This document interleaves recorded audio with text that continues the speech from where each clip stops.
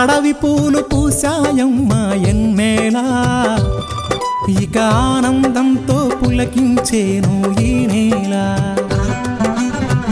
అడవి పూలు పూసాయమ్మ ఎన్నేలా ఇక ఆనందంతో పులకించేను ఈ నేల మురిసింది మారెడాకు మెరిసింది మావిడాకు పొంగింది సిన్నవాగు ఇయ్యాల జగులద్దింది జిల్లెడాకు తడిసింది తమలపాకు కొండగాలి అడవిని పెళ్ళియ్యాల అడవి పూలు పూసాయమ్మ ఎన్నెలా ఇక ఆనందంతో పులకించేను ఈ నేల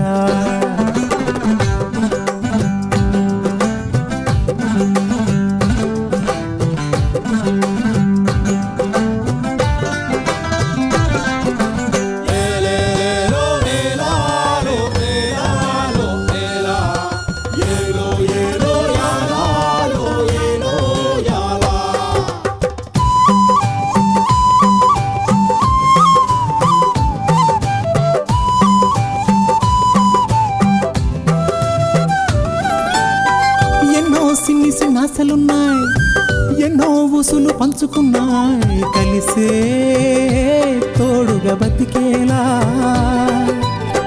గువ్వలు గూడు కట్టుకున్నాయి గుండెల్లో ప్రేమ నింపుకున్నాయి కాలం కలిసే రావాలా ఈ అడవే మా ఊరు కారడవే కన్నూరు ఈ చెట్టు సేవలు మాకు చుట్టాలే మాకున్న కట్టాలు తీరుత్తది అమ్మోరు మా పిల్ల జల్ల సల్లగా నూరేళ్ళు ఉండేళ్ళు దీయించు తల్లి మేరు మిలమిల సెలయేటి గలగల సిన్నారి నవ్వున నిలవాల కళ్ళ కపటాలు ఎరగని ఈ మంచి మనసుల బతుకుల్లో తొలిపొట్టు పొడవాల అడవి పూలు పూసాయమ్మ ఎన్నేలా ఇక ఆనందంతో పులకించేను ఈ నేల ఇక ఆనందంతో పులకించేను ఈ నేల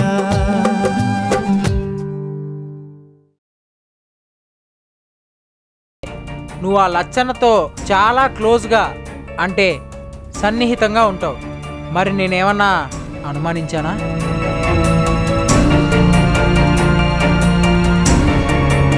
ఆ జిత్తుతో రవిబాబు ఇలా అందరితో క్లోజ్గా ఉంటావు. నేను ఎప్పుడైనా వద్దన్నానా? అదే అనుమానించానా? మీ కిట్టబాబు తెలుసు కదా? కిట్టబాబు? ఓ కృష్ణ. కృష్ణ నీ గురించి నాకు చెప్పాడు ఇప్పుడే, ఇంతకుముందే. నీలు తనకి మంచి ఫ్రెండ్ అని, కానీ తనని చూస్తే నిన్ను ప్రేమిస్తున్నాడనిపిస్తుంది.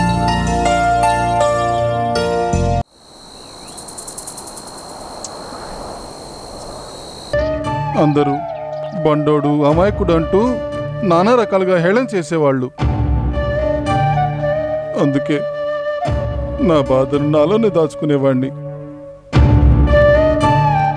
ఎప్పుడు ఎవరికి చెప్పుకునేవాణ్ణి కాదు. అయినా అప్పుడప్పుడు కొన్ని సంఘటనలను చాలా బాధ పెట్టేవి. ఒకరోజైతే మా పున్నమ్మత్తు నన్ను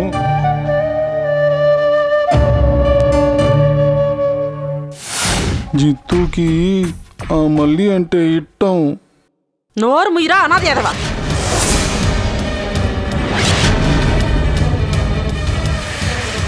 ఏ పులులకో పొట్టలకో ఆరం అయిపోవలసిన నిన్ను తీసుకొచ్చి పెంచాడు రా మా అన్న. ఆడింట్లో సాకరీ చేసుకుంటూ పొట్ట పోసుకోవడమే నీ బతుకు. అంతేగాని మా కుటుంబ పోళ్ళగా మా విషయాల్లో మధ్యలోకి వచ్చామంటే ఊరుకునేది లేదు.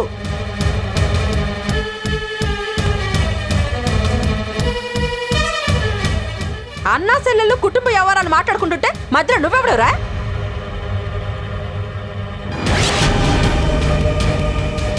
దిక్కుమొక్కు నేనోడివి అలాగే ఉండు. పైగా కమలి మా జిద్దుకు వరస కాదని చెప్తావా? ఎక్కడ పుట్టావో ఎవడికి పుట్టావో తెలియనోడివి వాయి అరసల గురించి నీకెట్ట తెలుస్తుందిరా? అనాథ పీనుగా పున్నమ్మా!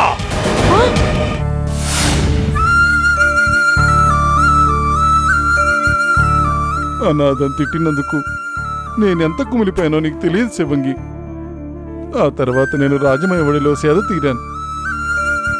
నా బాధను రాజమయ్యతోనే పంచుకునేవాణ్ణి.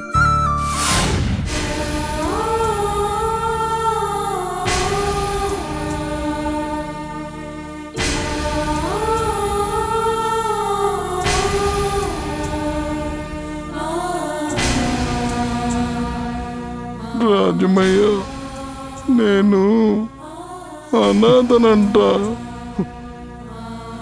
నన్ను చంపినా కూడా నాకు ఏడుపు రాదు రాజమయ్య. ఆ మాట అంటే నేను తట్టుకోలేను. మీరంతా నాకు లేరా రాజమయ్య?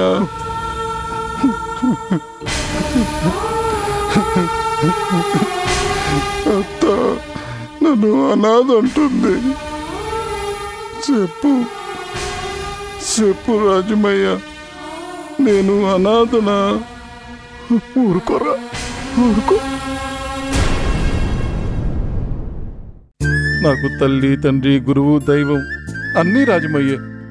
అందుకే అప్పుడు అన్నీ ఆయనతోనే చెప్పుకునేవాణ్ణి.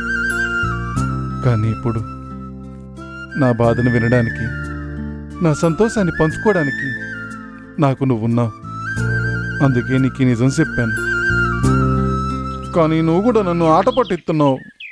రాముడు, ఇంకెప్పుడు అలా చేయను. అయినా ఇది ఆట కాదు, సల్లాపం. ఏది కన్నీటితో సల్లాపమా? ఏ ఇప్పుడు కూడా అద్దంలో చూసుకోవాలా? అవసరం లేదు, ఎందుకంటే నీ ఎదురుగా నేనున్నానుగా. అమ్మలాలో ఎన్ని మాటలు నేర్చారో పురుషుడు. ఈ మందమతికి మాటలు నేర్పింది ఈ పుణ్యవతేగా. అది సరే రాముడు, నిన్నెప్పటి నుంచి ఒకటి అడగాలనుకుంటున్నాను. ఏంటి? కోపడకూడదు. నాకంత కోపం వచ్చే మాట?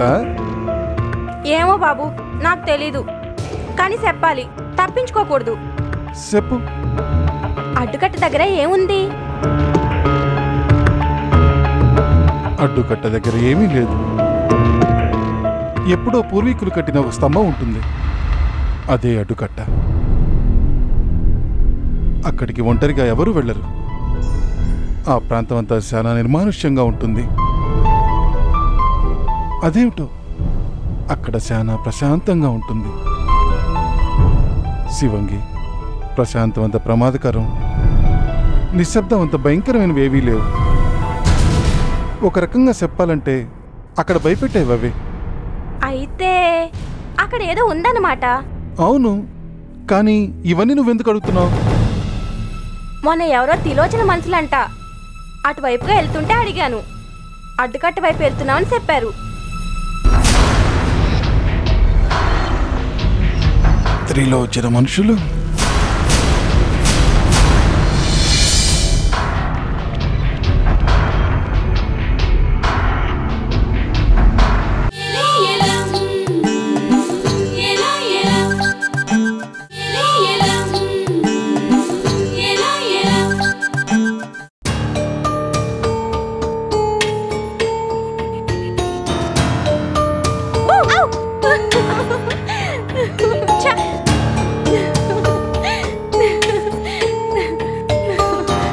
చాలా ఆశ్చర్యంగా ఉంది. ఆడసింహం శివంకి భయపడ్డమా? ఎక్కడి నుంచి వస్తున్నావు? ఇంతవరకు బండతో మాట్లాడి వస్తున్నాను. అవునా? అయితే బండ అంతగా భయపెట్టాడా? కాదు, బండ అడ్డుకట్ట గురించి చెప్పాడు. అది వింటే నాకు భయం వేసింది. కమలి, మనిద్దరం ఒకసారి అడ్డుకట్ట దగ్గరికి వెళ్దామా? అడ్డుకట్ట దగ్గరికి? అమ్మో, నేను రాను. అక్కడికి ఆడపిల్లలు మనమిద్దరం వెళ్తే ఇంకేమనుందా? అందుకే అందరినీ తీసుకుని వెళ్దాం. అందరూ ఎవరు? లచ్చన్న, బండ, రవిబాబు, జిత్తు, రాజమయ్య, తిమ్మప్ప, ఎర్రోడు, ఇంకెవరు? ఏ ఎటకారంగా ఉందా? మరి లేకపోతే ఆ అడ్డుకట్ట దగ్గరికి వెళ్దామంటే ఎందుకు ఇంతగా భయపడుతున్నారు అందరూ? బండా సరిగ్గానే చెప్పాడు. అందరూ అలా అనుకునే భయంతో అక్కడికి వెళ్ళరు. అందుకే అక్కడ ఏ గోల ఉండక ప్రశాంతంగా ఉంటుంది. ఆ ప్రశాంతతే అందరినీ భయపెడుతుంది. అది అసలు సంగతి. బహుశా నీకు అంతవరకే తెలిసేమో. అడ్డుకట్ట వరకు ఏ ప్రమాదమూ లేదు. అడ్డుకట్టకి ఆవలి వైపు అడవితోనే అసలైన ప్రమాదం తెలుసా? అడ్డుకట్ట ఆవలి వైపు అడివా? చూడు శివంగి, ఇది ఎన్ని యోజనాల దూరం వరకు నడువో మన వాళ్ళకెవరికి తెలీదు. అందుకే ఎప్పుడో పురాతన రోజుల్లోనే ఈ అడవిని రెండుగా చీల్చి జనావాసంగా మనందరం నివసించే విధంగా తీర్చిదిద్దారు. అవే మనందరం ఉంటున్న ఇటుపక్క గూడాలు. ఇక అక్కడ అడ్డుకట్టని ఒక స్తంభాన్ని పాతి అది దాటి ఎవరు అటువైపు వెళ్ళకూడదని నిబంధన పెట్టారట. అంతే, ఇక ఆ పక్క అడవిని అందరూ మర్చిపోయారు. అందుకే ఆ అడవిలో ఏ జంతువులు ఉంటాయో ఏమేమి ఉంటాయో కూడా తెలీదు. అదన్నమాట సంగతి. తెలిసిందా? ఇంతవరకు ఈ విషయాన్ని ఇంత బాగా చెప్పిన వారు ఎవ్వరూ లేరు. అమ్మయ్యా, అయితే అడ్డుకట్ట వైపు వరకు ధైర్యంగా వెళ్ళొచ్చన్నమాట. మళ్ళీ మొదటికొచ్చావా? అయినా నేను రాను బాబు. ఏ నీళ్ళునో తీసుకెళ్ళు, నన్ను మాత్రం వదిలే తల్లి. ఎందుకంత భయపడతావు? నీళ్ళని తీసుకెళ్తే తన భయంతో నన్ను ముందు చంపేస్తుంది. ఇంకా ధైర్యంగా ఉన్నవాళ్ళు ఎవరబ్బా? సీతక్క. అక్కడికి సీతక్కని తీసుకెళ్తే మధ్యలో తిక్కొచ్చిందంటే ఇక అంతే సంగతులు. అడ్డుకట్టతో సహా మొత్తం నాశనం చేసేస్తుంది. మరెలా వెళ్ళాలి? అయినా నీకిప్పుడు అడ్డుకట్ట చూడాలనే కోరిక ఏంటి? అక్కడికి ఎవరూ మామూలు రోజుల్లో వెళ్ళరు. జాతర రోజుల్లో అడ్డుకట్ట అమ్మవారికి బోనాలు పోసి మొక్కులు మొక్కి వచ్చేస్తారు. మరైతే నువ్వు ఎప్పుడూ అక్కడికి వెళ్ళే ఉంటావు కదా, నీకు తెలిసే ఉంటుంది. ఎప్పుడో చిన్నప్పుడు వెళ్ళాను. ఆ తర్వాత మా అయ్య కుదరక నన్ను పంపించలేదు. ఇక అందుకే నేను అక్కడికి వెళ్ళలేదు. అయినా ప్రతి సూర్యగ్రహణానికి ముందు వెనక ఈ జాతర ఉంటుంది. అది రాజమయ్య మరి కొంతమంది గూడెం పెద్దలు నిర్ణయిస్తారు. అదే కాక ఈ జాతర రోజుల్లో ఎలాగో అందరూ వెళ్తారు. అప్పుడు మనం కూడా వెళ్దాం. అంతేనంటావా? అంతే. ఇక పద. మరి కమలి, ఆ అడ్డుకట్ట దగ్గరికి. అయ్యో బాబోయ్, అసలు ఆ అడ్డుకట్ట దగ్గర ఏముంది? అందరూ ఇంతలా భయపడుతున్నారు. అసలు నాలా ధైర్యంగా ఆలోచించే వాళ్ళే లేరా? అమ్మో,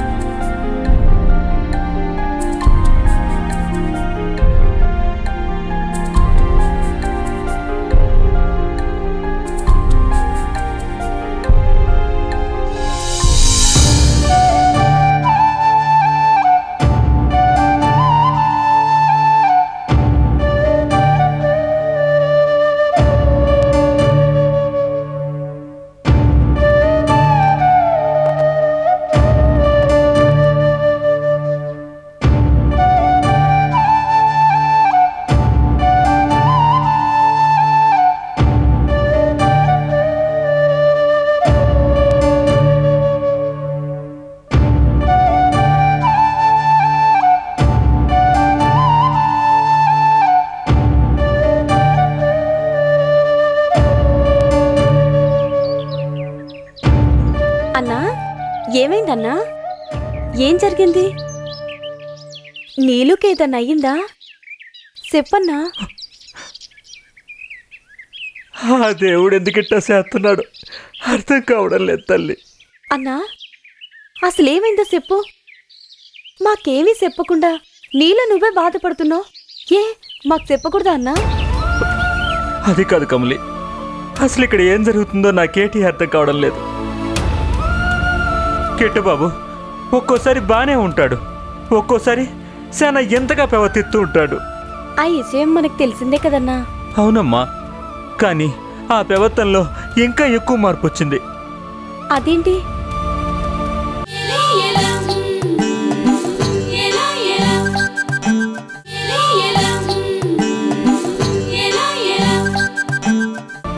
అవునమ్మా, మొన్నటి వరకు దారిలో ఎక్కడైనా ఎదురైతే కనీసం ఆగైనా పలకరించేవాడు. ఇప్పుడు అసలు పట్టించుకోవడం లేదు. నాతో మాట్లాడకపోయినా పర్వాలేదు, కనీసం నీళ్ళు ఎదురైతే తనెవరో తెలియనట్టుగా ఏమీ మాట్లాడకుండా వెళ్ళిపోతున్నాడు. మళ్ళీ ఒక్కోసారి తనకంటే మంచోడే లేనట్టుగా నీలుని ఎంతో బాగా చూసుకుంటున్నాడు. అసలు ఇదంతా ఏందమ్మా? అసలు ఏం జరుగుతోంది? అన్నా, నీలుకి కిట్టబాబు అంటే చాలా ఇట్టం. కిట్టబాబుకు కూడా నీలు అంటే ఇట్టమే. కానీ తన తండ్రి రమణతురే తనని మార్చేసుంటాడు. అందుకే అలా ప్రవర్తిస్తున్నాడు. అంతేకాని మన నీలు అంటే ఇట్టం లేకో, నువ్వంటే గౌరవం లేకో కాదన్నా. ఇదంతా రమణదొర పన్నిన పన్నాగం. కాదమ్మా, నిజంగానే కిట్టబాబుకి నీలు అంటే ఇట్టం లేదు. అలా అని ఎందుకు అనుకుంటున్నావు? కొత్తగా మన గూడానికి ఎవరో తిలోచనంట. గూడానికి ఏదో పని మీద వచ్చిందంట. వస్తే ఆ తిలోచన కూతురుతో తెగ తిరుగుతున్నాడంట. త్రిలోచన కూతురా? తన పేరు ఏదో పల్లవి అంట. పల్లవా? అవునమ్మా, పల్లవంట. ఈ విషయం నీకెలా తెలుసు? నాకు మన గూడెం వాళ్ళు చెప్పారు. ఆ అమ్మాయితో కిట్టబాబు ఎంతో ఇదిగా ఉంటున్నాడంట.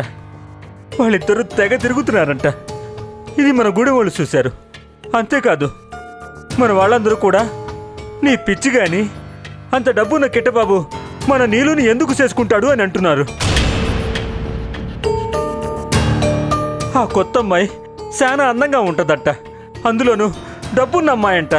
కిట్టబాబుకి సరైన జోడీ అంటున్నారు. నాకేం చేయాలో పాలుపోవడం లేదమ్మా. అన్నా, ఎవ్వరం ఇంత దాకొచ్చిందంటే మన వాళ్ళని వదలకూడదు. వెంటనే వెళ్ళి కిట్టబాబుని రమణతురని పసినిద్దాం. అమ్మా, తొందరపడకు. వాళ్ళు పెద్దోళ్ళు, ఏమైనా చేస్తారు, ఎంతకైనా తెగిస్తారు. వాళ్ళు మన నీళ్లు ఏమైనా చేస్తే చచ్చా, అదేం జరగదు. నువ్వేం కంగారు పడకన్నా. ఆ దేవుడున్నాడు, మనకంతా మంచి జరుగుతుంది. మన నీళ్ళు మనవు చేసుకునేది కిట్టబాబునే.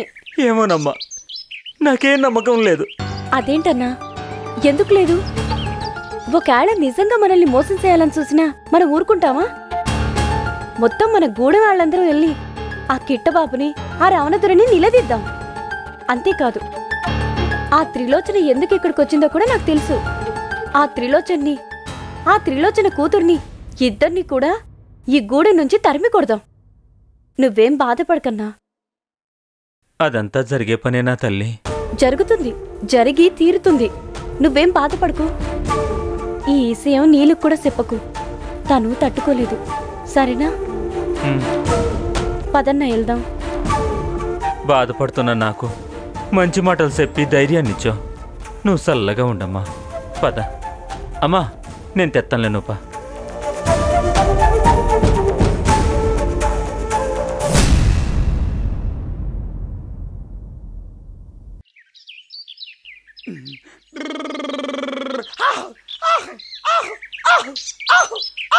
అన్నా, ఇక్కడ కిట్టబాబు ఉండాలి. నువ్వు కానీ చూసావా? కిట్టబాబా అంటే నెత్తి మీద పించి పెట్టుకుని నోట్లో బోరేటుకుని ఊతూ ఉంటాడు అని అతనేనా?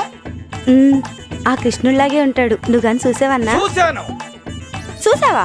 రామాయణంలో రావణాసురుతో కురుక్షేత్ర యుద్ధం చేస్తూ ఉంటాడు కదా. అయ్యో అన్నా, రామాయణంలో ఉండేది కృష్ణుడు కాదు, రాముడు. రాముడా? మరి కిట్టుడెవడు? నాకు కాబోయే మొగుడు, ఆ రమణదొర కొడుకు. రమణదొర ఆడిని ఈ అడవి వదిలిపెట్టి వెళ్ళిపోమని చెప్పాను కదా. ఎల్లకుండా ఇంకా బెట్టి చేస్తున్నాడు. ఇప్పుడు ఆవిడ కొడుకును కూడా పంపించాడన్నమాట. రాని చెబుతాను.